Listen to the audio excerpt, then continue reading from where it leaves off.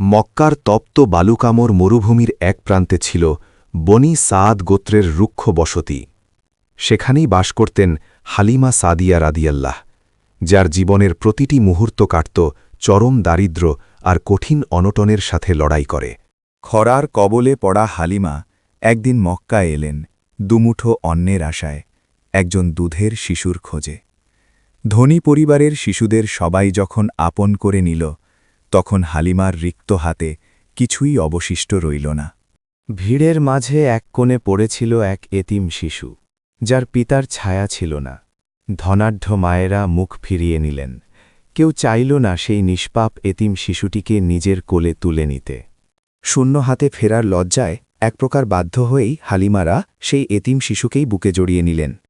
তিনি তখনও জানতেন না তার কোলে চড়ে আসলে কার আগমন ঘটল এই ধূলিধূসরিত পৃথিবীতে। শিশুটিকে ঘরে তোলার সাথে সাথেই ঘটে গেল এক অলৌকিক ঘটনা। যে শীর্ণ উটটি এতকাল এক ফোঁটা দুধ দিত না, সহসা তার ওলান দুধে পরিপূর্ণ হয়ে উঠল, যা দেখে সবাই বিস্ময়ে হতবাক। বনি সাদ গোত্রের যে শুষ্ক জমিতে ঘাসের ডগাটিও জন্মানো ছিল অসম্ভব, সেখানে হঠাৎ সবুজের সমারোহ দেখা দিল। চারদিকে ফসলের মাঠ ভরে উঠল, যেন প্রকৃতির বুকে এক নতুন প্রাণের সঞ্চার হল। হালিমা রাদিয়াল্লাহু আবেগে আপ্লুত হয়ে বলতেন, এই বরকতময় শিশুকে আমাদের ঘরে আনার পর থেকে অভাব যেন পথ হারিয়েছে। তাদের জীর্ণ কুটিরে নেমে এলো অনাবিল শান্তি আর প্রাচুর্যের এক স্বর্গীয় আবহ। শিশু মুহাম্মদ সাল্লাল্লাহু আলাইহি ওয়াসাল্লাম ছিলেন অন্য শিশুদের চেয়ে সম্পূর্ণ আলাদা। তিনি কখনোই অকারণে কাঁদতেন না, মিথ্যে বলতেন না, আর তার আচরণে প্রকাশ পেত এক অদ্ভুত গাম্ভীর্য ও রাজকীয় ভদ্রতা, যা সবাইকে মুগ্ধ করত।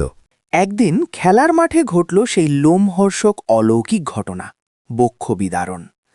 আকাশ থেকে নেমে এলেন দুজন ফেরেশতা।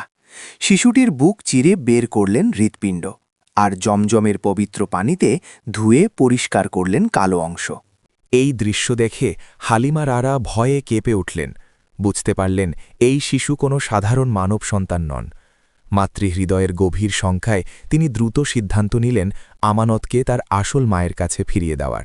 শিশুটিকে মা আমিনার কাছে ফিরিয়ে দিলেও হালিমার জীবনে সেই বরকতময় স্মৃতি চিরজাগরুক হয়ে রইল। পরবর্তী পর্বে আমরা জানব মা আমিনার ইন্তেকাল ও নবীজির জীবনের আরও এক কঠিন ও করুণ অধ্যায়।